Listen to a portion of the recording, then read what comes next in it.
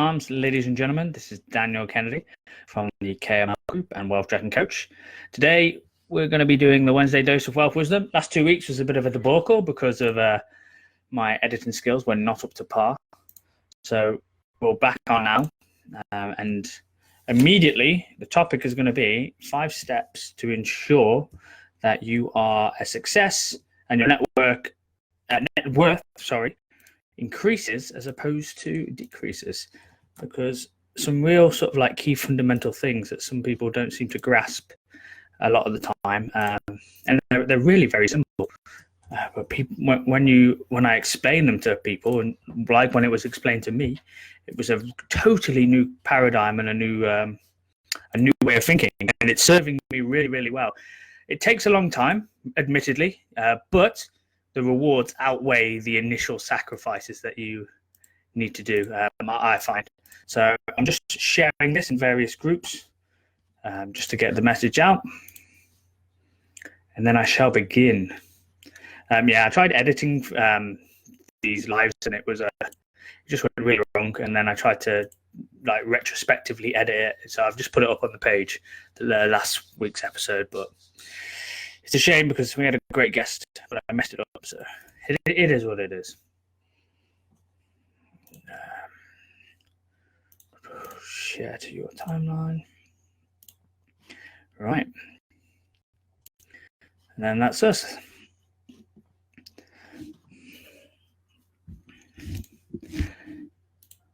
Okay. Oh, for goodness sake. Hello and welcome to your Wednesday Dose of Wealth Wisdom with me, Daniel Kennedy, your host, Wealth Dragon Coach and KML CEO and Director of Steadfast Design and Construction, or Construction and Design, however I'm feeling on the day. So today's topic is 5 steps to ensure long-term your net worth is growing and not diminishing. Quite a lot of people seem to think that it's an overnight thing, success, and it happens by accident, as opposed to something that needs to be earned and re-earned every single day. Be that you're increasing your money, increasing your finances, and doing new businesses, constantly expanding and growing. Because if you're not growing, you tend to shrink and the market leaves you behind. Like the worst thing that you can do in any situation is believe that things are going to stay the same. They're never going to stay the same. They're always going to change. And as you want to be proactive rather than reactive to the market. So have a long-term view of everything, especially like it's a lifestyle. It's not a quick fix. You need to change some like really key habits and get this in your mind. And it's going to be totally against what society tells you. It's going to, like, society tells you you need like Bentleys, cars, big houses to feel happy and secure, when really it's bullshit. Most of those people are struggling. So step 1, let's imagine you're wanting to improve your wealth. You're in a bit of a crappy situation. All your friends aren't really interested in expanding and having a great life. They're interested in spending the money they get, having a pop stars weekend and living paycheck to paycheck. It's not a nice way to live. So what you want to do first, number 1, is enter an industry where there is no cap on your wage. So, or set your business up where there's no cap, where it's attributed directly to how well you perform. So, for example, I was in the military and there was a cap on my wage. So if I'd have stayed in there, I would never have become rich because there's no ability for me to earn more. Whereas now I'm involved in property. I was involved in a few other businesses that failed completely, but I found my sort of lane, and there are multiple lanes. It doesn't have to be property. It can be sales. It can be whatever it is that you resonate with. So go into an industry where there's no cap, and that be that like sales, be that like construction building company. That's a real good business to get into, because if you're an honest person and you do a great job, there's plenty of money to be made there. Or if you're young and you don't really have the confidence to do that, go into an industry that's sort of the same. So a good example, so the person that works for us, Joe, wants to get involved in property, and he's coming to work for us for a bit to learn the ropes. And I fully expect at some point in the future for him to go off and do his own thing, and then we'll have to get someone else in.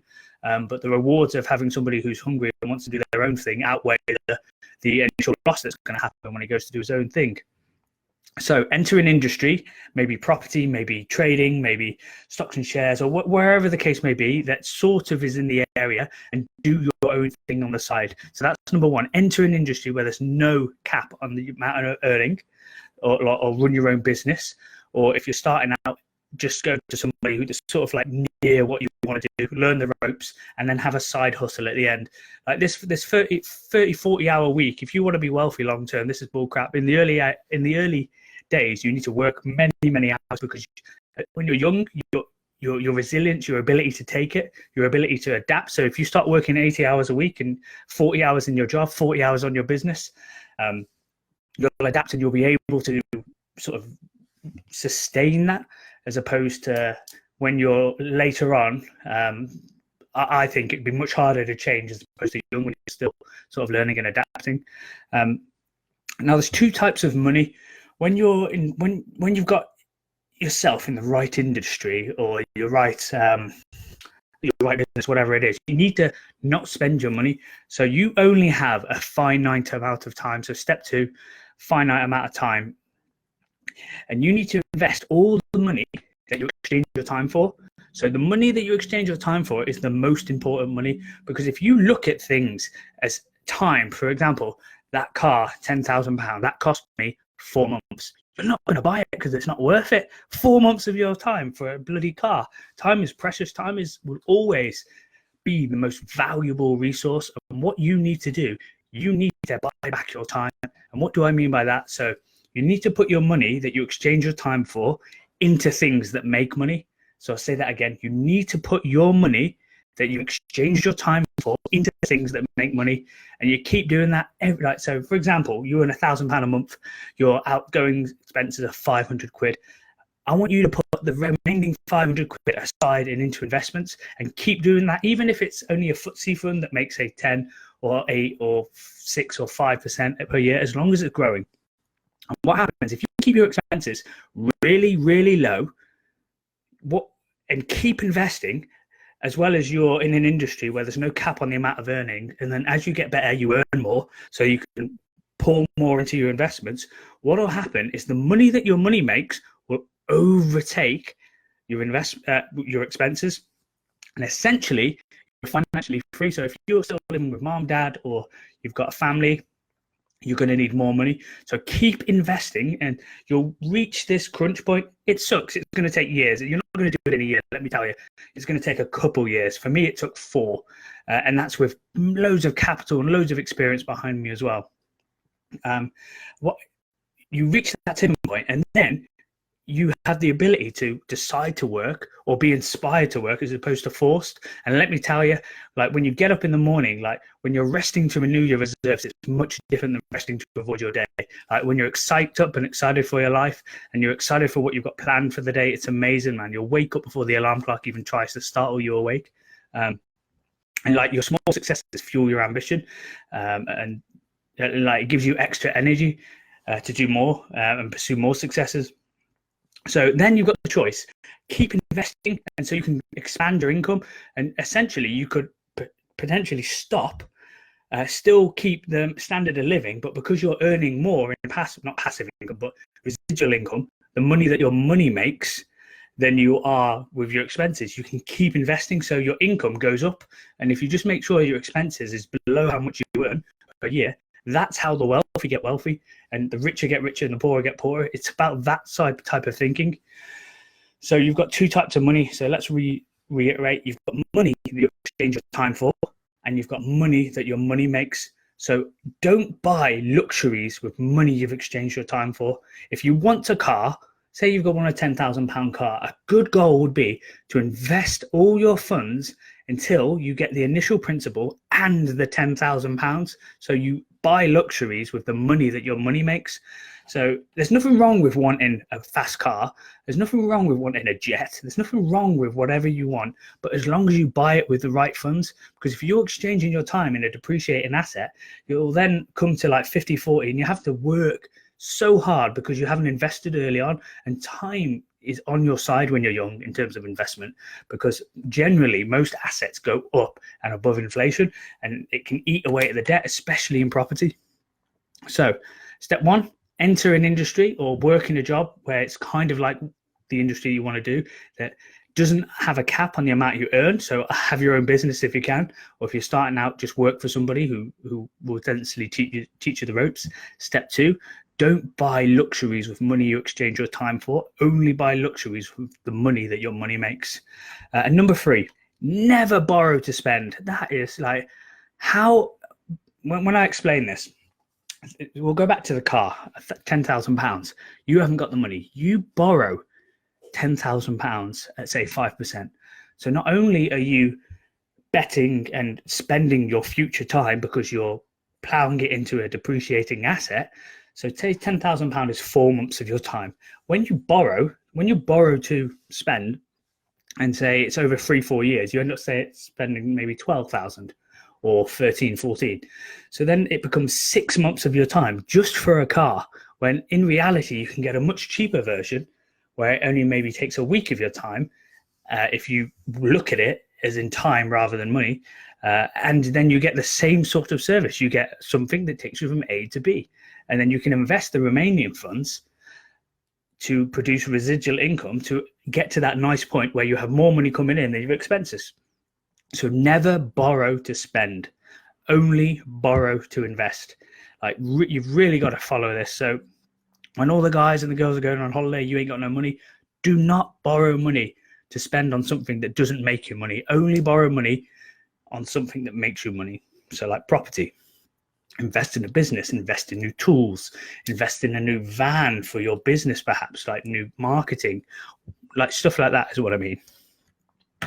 So number 4, you need to be in the position where your income is overtaking your expenses. So the money that your money makes, not the money you exchange your time for, the money that your money makes needs to overtake how much you need to live. So essentially you're financially free. Only then decide to start a family is if you want to be really, really wealthy, because then you've got time, you've got that blanket, you've already set it up. Because once, like the first deal is always the hardest, the first business is always the hardest. And what you tend to find is when you do one and you do it well, you can do others quite easy. So when you're already at that stage where your money makes is paying for your expenses, you're more likely to be able to expand from that base. And it's very hard to set that up. So my advice is don't have children until you've done that.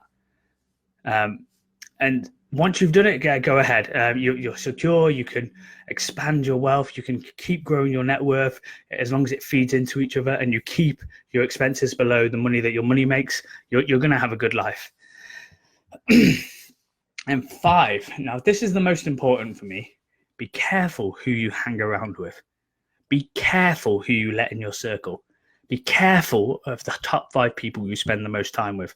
If you are surrounded by somebody who finds problems, who laughs at other people when they try and improve themselves, who will kick somebody when they're down, who won't give you honest feedback and tell you what you want to hear. So somebody who comes up to you and say, no, listen, you've got this wrong. You need to value that person, because not many people would have the balls or the cojones to do that. And a relationship where somebody gives you honest feedback, not what you want to hear.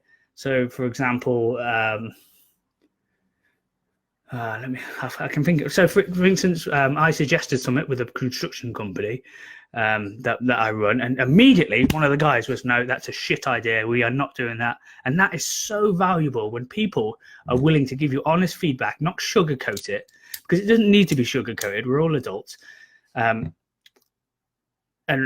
because they are in the know and I'm not, I'm the one sort of like messing around, like, will this work? Will that work? So honest feedback is going to be really good for me in the long term. So people who give you honest feedback, somebody who will be like, oh, let's go get drunk, or let's go, rather than, nah, man, you need to go out, do some fizz, whatever. You know, the people who are good positive influences, and they're usually a pain in the ass because they won't put up with your bullshit excuses. And we all have them. We all have that excuse factory. I've got a good friend who I call Ginger John, and he's so merciless in terms of like, he's absolutely like, he's got a gift of a sort of like Achilles body. He's insane. And whenever I start to moan, because the reason why I'm fat is because I eat too much and don't move enough, he will cut that in the bud straight away and be like, listen, I ain't listening to this. I've given you the advice. You still haven't implemented it. Shut up. Don't waste my time. Let's speak about something else. And that's the type of feedback that you want. You don't want someone to be like, oh, you can do it. That's really good. No, you want someone who's honest, doesn't cut around the mustard, and tells you how it is. Because if you have 5 friends who are a bunch of losers, who aren't improving themselves, who are always negging, who are like, oh, you're lucky, blah, blah, blah, blah, it will drag you down, and eventually you will adopt their mindset. They'll get a bit of you, you get a bit of them. So you want to try and look for the doers, look for the good guys, look for the good girls, look for the people who are taking action, look for everyone who's not putting up with the bull crap. And as a real person, one person who I'm so proud of his like attitude. So this one person was, he had a job, bought a few properties, thought he'd made it, but they were in refurb and on bridging. So quit his job, or was made redundant. I'm not sure what he did. And was told by our broker, you need to earn 25k to get off the bridging. And I know 95% of the people would have seen a problem there and moaned, but not once did he moan, not once did he whinge, even when he couldn't find a job. So what he did, he didn't burp, excuse me. He found a job. He found 2 jobs, one from 1 till 7 in the morning, delivering papers, and then 9 to 5 doing building work to get him over the threshold. And not once did he complain. His attitude was, of course it's got to happen. Like, it's a problem. It needs to be solved. There's no point in moaning about it. Of course, like there was never any doubt that it was getting done. And that person, purely on that attitude, will go so far, so far. And those are the people that you want to hang around. You don't want people who are like, oh, it's too hard, I can't do this, or it's too far. Or, like, you know, the bullcrap excuses. The people that do, like, it's really, really. And what you got to watch for when you cultivate this personality. When you cultivate somebody who, or a group who everyone's doesn't withstand any excuse. When people come into that and they have an excuse, you'll laugh them out of the room because you're just thinking like, why would you have that energy? Like, you will be dead soon enough. Don't waste your time complaining. Don't waste your time moaning. Listen, it's the stupidest, most wasteful thing that you can do. Look for solutions, look for ways of solving stuff. Do the stuff rather than say you're going to do it. Surround yourself with people who hold you to account, and you will have a really, really great sort of base to set your life on if you follow the rules, which are, so again, number 1, enter an industry or get a business where there's no cap on your earning. If you're starting out, start at the bottom and just sort of poke your way into the business that you want. Number 2, buy luxuries with the money that your money makes. Don't buy luxuries with the money that you exchange your time for. You don't have a finite, an infinite amount of time. You can have an infinite amount of money if you do it right and you invest. Number 3, borrow to invest. Do not bloody borrow to spend, you idiot. So many people I see who are complaining they got no money, but then they're driving really fast cars. Don't do it, please. There's enough money out there, and if you acquire it in the right way, you can have anything that you want. You've just got to have bloody patience. Number 4, children. You need to make sure that the money that your money makes is paying for your basic essentials. Get that system set up first. It takes a while. If you've already got children, it's going to take you a bit longer because you've obviously got to nurture them, put resources there, because it's a slow thing to do. Most things you get 8%, 10%, 6% investment. So it takes a lot of money, a lot of time, quite a few years before that tips over to how much you need to basically live. And when you've got children, how much you need to live is a lot more. And so you've got a lot less to invest, and your bar to replacing your income with the money that your money makes is a lot. And number 5, be careful who you spend your time with. Don't surround yourself with losers because you'll end up as one. And right, so that is it. I really feel passionate about these because especially number 5 and number 2, like me and my business partners, we fucking laugh at everyone who spends loads of money. I know somebody who's jobless, who's trying to be an entrepreneur, which is great, and still buying tailor-fitted suits. I'm like, oh my God, no, like, what are you doing, you idiot? And that's exactly what I said to them. And he should value that opinion, because most people will be like, oh yeah, that's a nice jacket. That's a nice jacket. And then my first response was, you idiot, why are you buying tailored suits? You've got no bloody money. You were telling me you were running out of money. No one cares what you look like. And I just can't believe how somebody so intelligent can't put 2 and 2 together to make 4. Instead, they make 3 and spend all their money on suits. But it is what it is. Don't try and change people. Give them honest feedback, because otherwise you'll waste energy and you'll tend to get emotionally involved. And it can be very difficult to switch off. If you want to know more about the podcast as well, that I've got the previous links in the description. There's absolutely loads of value in there. And I'm getting quite a lot of people ask me questions about stuff that I've already spoken to in the podcast. So before you approach me and ask for advice, which I'm always happy to give if I haven't done a podcast, bother your ass to read the titles and listen, especially episodes 24 to 27, the development ones. So many people ask me questions about development, and I've covered it all in there. Next week, as a request, because I'm getting lots of really, really bizarre questions about HMOs that I thought everybody knew, I'm going to talk about making sure your HMO is compliant. So thanks for your time and enjoy